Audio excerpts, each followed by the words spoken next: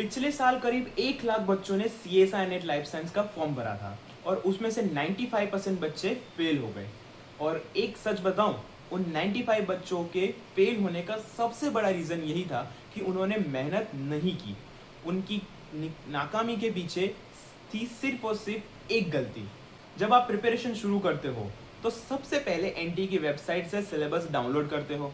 उसमें 13 यूनिट्स की लिस्ट देखकर एक डर बैठ जाता है।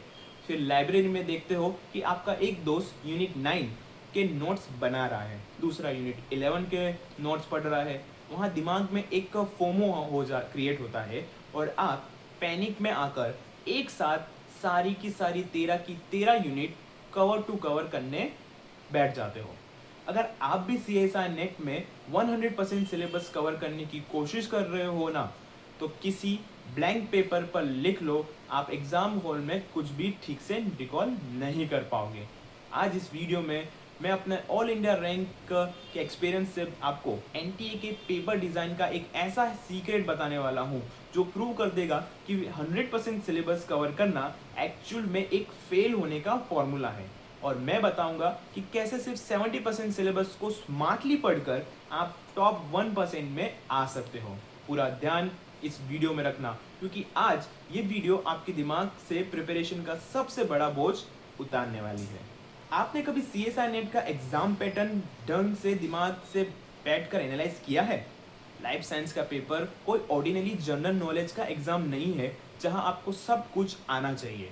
इस एग्जाम को क्लियर करने का सबसे बड़ा सीक्रेट छुपा है पार्ट सी में। जरा मैथ्स लगाओ। पार्ट सी में टोटल 75 क्वेश्चंस आते हैं और आपको अटेम्प्ट करने होते हैं सिर्फ और सिर्फ 25। इसका सीधा मतलब है कि एनटीए चीख चीख कर आपसे कह रहा है कि भाई बाकी के 50 क्वेश्चन छोड़ दो। एग्जाम बोर्ड आपको लिटरली 300% चॉइस दे रहा है। अब 1 मिनट के लिए प्रैक्टिकली सोचो, अगर एग्जामिनर आपको 50 क्वेश्चन छोड़ने की आज़ादी दे रहा है तो क्या वो आपकी वेट चेक कर रहा है, आपसे 13 की 13 यूनिट पढ़ी है या नहीं? बिल्कुल नहीं। वो आपकी डेप्थ चेक कर रहा है। वो ये देखना चाहता है कि जो भी आपने 7, 8, 9 यूनिट्स आपने पढ़ी है, क्या वो स्टैंडर्ड रेफरेंस बुक की गहराई तक पढ़ी है? जब आप उस फोमो के चक्कर में पूरा सिलेबस ऊपर ऊपर से कवर करने निकलते हो तो आपकी नॉलेज शैलो रह जाती है। और जब पार्ट सी में 4 स्टेटमेंट वाले लंबे एक्सपेरिमेंट क्वेश्चंस आते हैं तो वही शैलो नॉलेज आपसे 100% नेगेटिव मार्किंग करवाती है। आप 2 ऑप्शंस में कंफ्यूज हो जाते हो और गलत ऑप्शन टिक करके आते हो। और यही वो एग्जैक्ट पॉइंट है जहां वो 95% बच्चे बीट का हिस्सा बन रहे हैं और फेल हो जाते हैं। एनटीए को जैक ऑफ ऑल ट्रेड्स नहीं चाहिए, उसे मास्टर ऑफ सम चाहिए। तो अब सबसे बड़ा सवाल ये आता है कि अगर 13 यूनिट्स नहीं पढ़नी तो जेआरएफ क्लियर करने का असली रास्ता क्या है? वहां आती है हमारी स्ट्रेटेजी। सबसे पहले अपने दिमाग से पूरे सिलेबस का बैगेज निकाल कर फेंक दो। अपनी मास्टर्स की बैकग्राउंड के हिसाब से, चाहे आप माइक्रोबायोलॉजी से हो या बॉटनी से हो या जूलॉजी से, सिलेबस की सिर्फ 8 या मैक्सिमम 9 कोर यूनिट्स को सेलेक्ट करो। बाकी की 4 से 5 यूनिट को हमेशा के लिए बाय बाय बोल दो।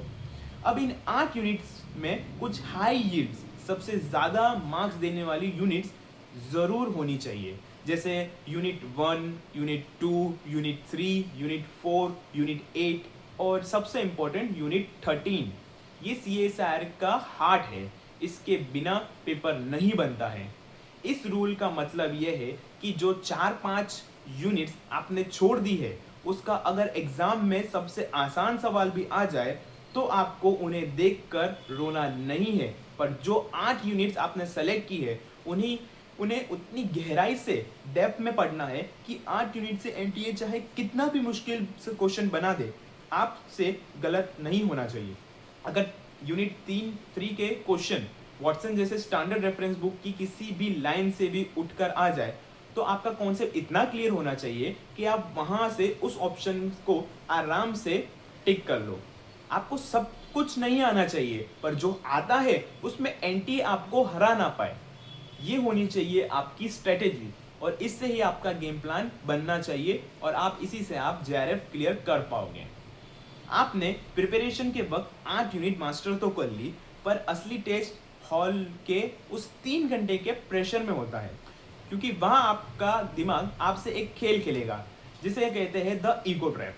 होता है ये है कि जब आप पेपर सॉल्व कर रहे होते हो तो अचानक से किसी ऐसी यूनिट का क्वेश्चन सामने आ जाता है जो आपने छोड़ दी थी, पर उसके ऑप्शंस देखकर थोड़ा थोड़ा फेमिलियर लगता है।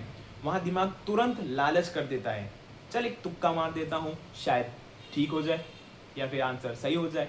सुनने में आसान लगता है, पर यही लालच आपसे नेगेटिव मार्किंग करवा बैठती है और आपका जेआरएफ छीन लेती है।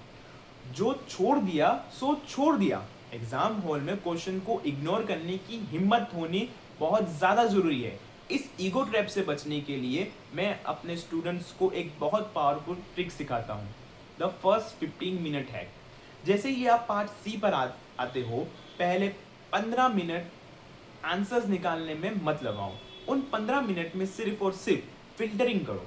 75 क्वेश्चन को जल्दी जल्दी स्कैन करो और जो भी क्वेश्चन आपकी छोड़ दी गई 5 यूनिट से आ गए हो उसको बिल्कुल दिमाग से निकाल दो। उन्हें पूरा पढ़ना भी नहीं है, उन पर 10 सेकेंड भी वेस्ट नहीं करना है। आपकी पूरी एनर्जी, आपका पूरा फोकस सिर्फ और सिर्फ उन 25 से 30 क्वेश्चंस को ढूंढने में जाना चाहिए जो आपकी उन मास्टर की हुई 8 यूनिट से आए हैं। जब आप पेपर में इस तरह 50 क्वेश्चन को रूथलेसली काट देते हो तो पार्ट सी आपके लिए अचानक से बहुत छोटा, आसान और कंट्रोलेबल बन जाता है। वीडियो के एंड में मैं बस आपसे एक बात कहूँगा कि पूरा सिलेबस कवर करने को मत जाना। कवर टू कवर पढ़ने को अपने दिमाग से उतार कर फेंक दो। आपको CSI नेट क्लियर करके अपना JRF और PhD का सपना पूरा करना है। NTA से कोई सबसे ज़्यादा यूनिट पढ़ने वाला गोल्ड मेडल नहीं देने वाला। स्मार्ट खेलो, क्योंकि डीप हार्ड वर्क के साथ जब स्मार्ट स्ट्रेटेजी मिलती है तभी ऑल इंडिया रैंक जैसी रैंक आती है। तो अब आते हैं आपका आज का माइक्रो टास्क। सबसे पहले अपने CSI नेट सिलेबस की PDF या प्रिंट आउट ओपन करो। जो 3 से 4 यूनिट आपने कंप्लीटली छोड़े हैं उन्हें डिसाइड करो और उन पर आज एक रेड पेन का एक बड़ा क्रॉस कर दो और उन्हें एग्जाम तक पलट कर भी नहीं देखना है। मुझे आपकी मेहनत पर पूरा भरोसा है, बस अब उस मेहनत को सही डायरेक्शन में लगाना है। पढ़ाई करते रहो। अगर आपको ऐसी रूथलेस, लॉजिकल और हाईली स्ट्रेटेजिक मेंटरशिप चाहिए तो जो एक्चुअली रैंक प्रोड्यूस करती हो तो चैनल को सब्सक्राइब कीजिए। Stop studying like a university student, back to the work, and I will see you in the next video. All the very best.